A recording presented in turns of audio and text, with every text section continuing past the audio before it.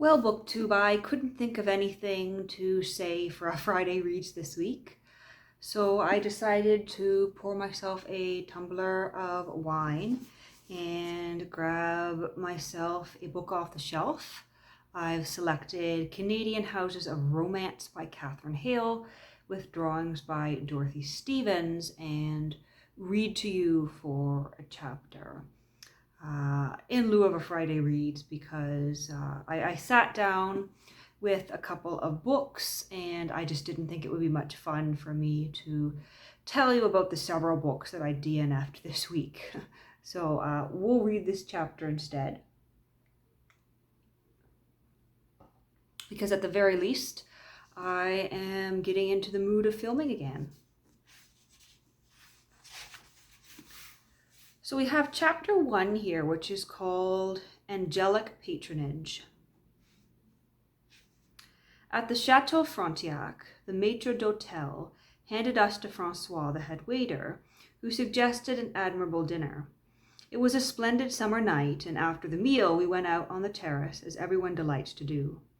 Here was the wide, crowded walk, twittering with French and English voices, the lighted kiosks and bandstands, the dark citadel looming above, the dark river singing below and smiling to itself, and 1,000 reflected lights from Levis and Quebec.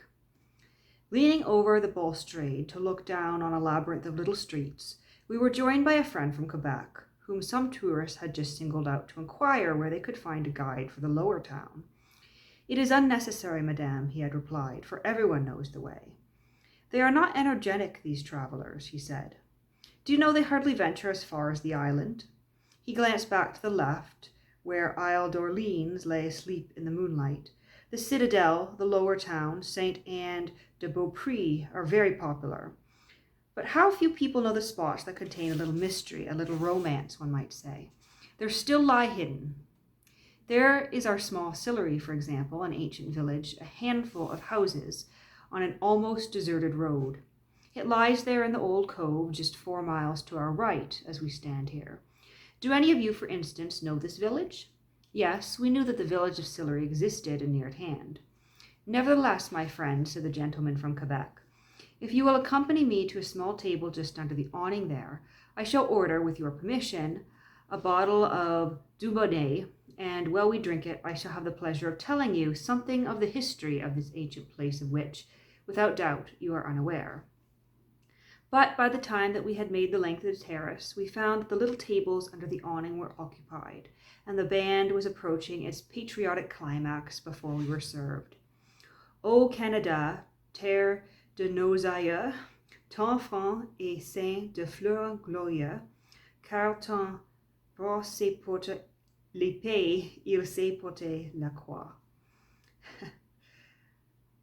I am having flashbacks of elementary school in Ontario where they taught us to sing the national anthem in French, and this particular memory is how little I knew what the words meant. It was as though they taught us the sounds of the pronunciations, and those sounds and pronunciations have become muddled in my mind over the years, and these words on the page are not exactly the sounds I recall, so I apologize for that very poor French.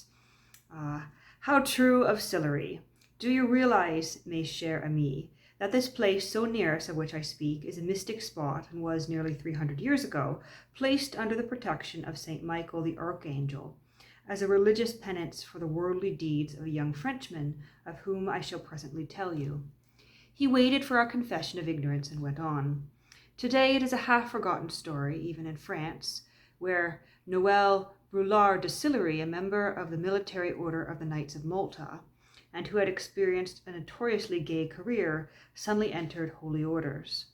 That was in the year 1634.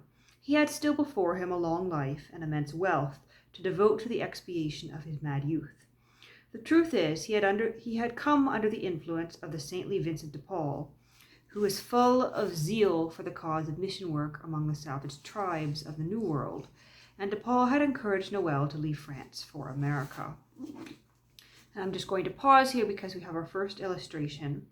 It is simply captioned with "True type of the hardy French pioneer."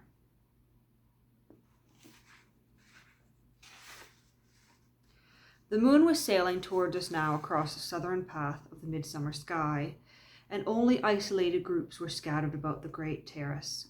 We drank the ruddy, mild Dubonnet out of thick little glasses, and the story of Noël Brulart de Sillery went on. And so, close under this little Canadian fortress, there grew a mission, a tiny settlement, one might say the religious pet of military Quebec. It was a place of strange contrasts. The nuns of the Hotel Dieu opened a hospital, and a parish church was erected. But the thick woods which surrounded the clearing were full of Indian camps. It was known that they were not always friendly, and anxiety was felt by the people of Quebec for the safety of the good nuns. One reverend father used to visit the sisters each evening during the winter, when in the prevalence of snowstorms that silenced the world, so many treacherous deeds were committed. He would make the journey of 4 miles from Quebec on foot, picking his way through the forest, his lantern in his hand, and sometimes losing his foothold, would come rolling down the hill and so arrive, breathless without doubt, but still faithful to his charge. The parish church and the hospital, founded by the Knight of Sillery, were in time augmented by a fort, and then by the manor house of the Jesuits. This is the first stone manor house ever erected in North America. With its heavy walls of grey stone, more than 3 feet thick, it stands on the village street to this day. Do you think, then, he suggested, with that eagerness for its memory which a devoted friend might show for a companion long ago, do you think that the little history I have related is of sufficient interest to lead you to visit this quiet settlement, where awaits much of which I have not yet spoken? Well, then, together, perhaps, we may explore these green glades so famous in days of old. And so the next morning we drove through Sillery's modern upper town and descended precipitously a rocky road that runs straight to the river.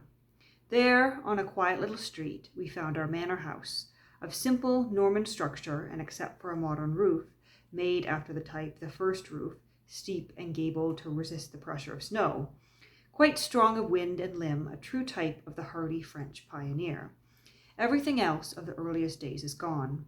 On the site of the one-time church, there is a monument to the first missionary in Canada, Father Ennemond Massé, who was buried here in 1646.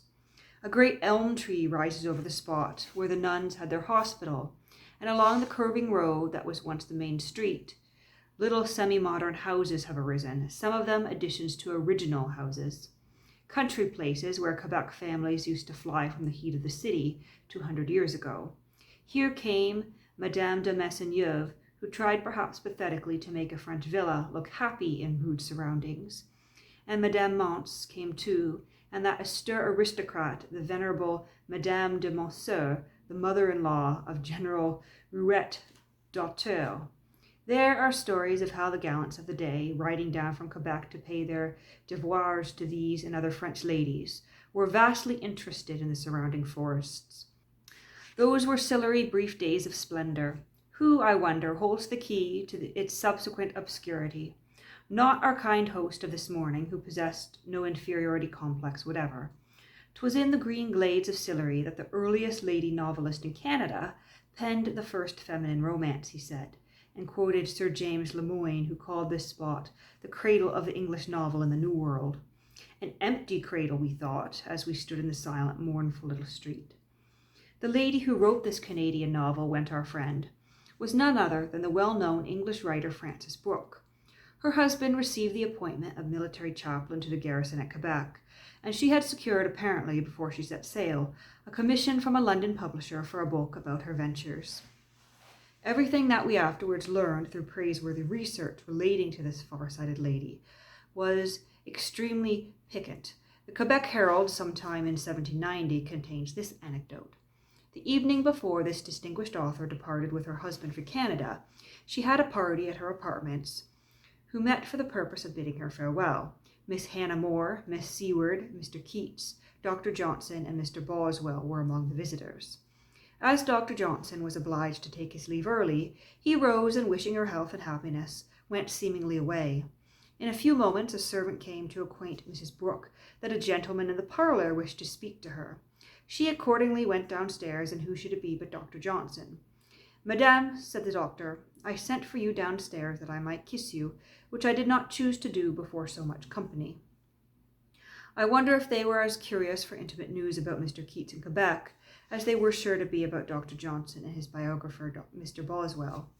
Had news of Mr. Keats and his new poetry come languidly by sailing ship from London, drawing rooms, and by way of critics, half caustic, half friendly, to a small Canadian settlement at this time?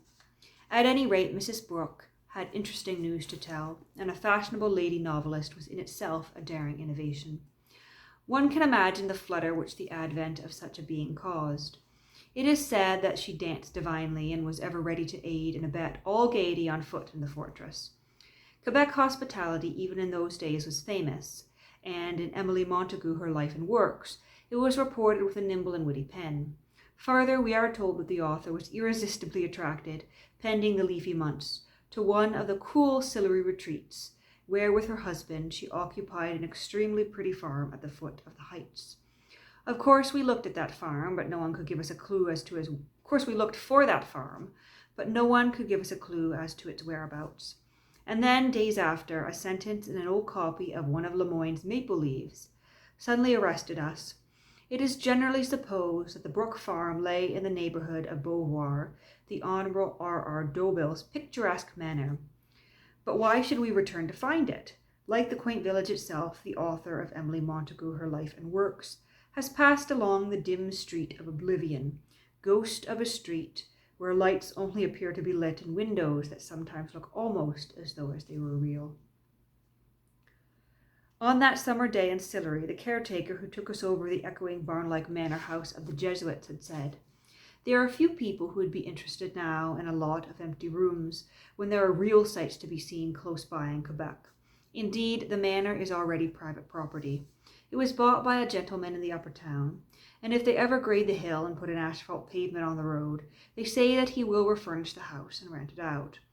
And that saying made one pray that oblivion may indeed descend upon the place for good and all, for in the day of bathrooms and asphalt and Ford cars and tourists, its angelic patronage will certainly be withdrawn. One can only hope that Noel Brulart has had time to work out his salvation with no need of a modernized Sillery hanging about his soul as a penance for youthful worldly deeds. And so that is the first chapter of this very interesting book.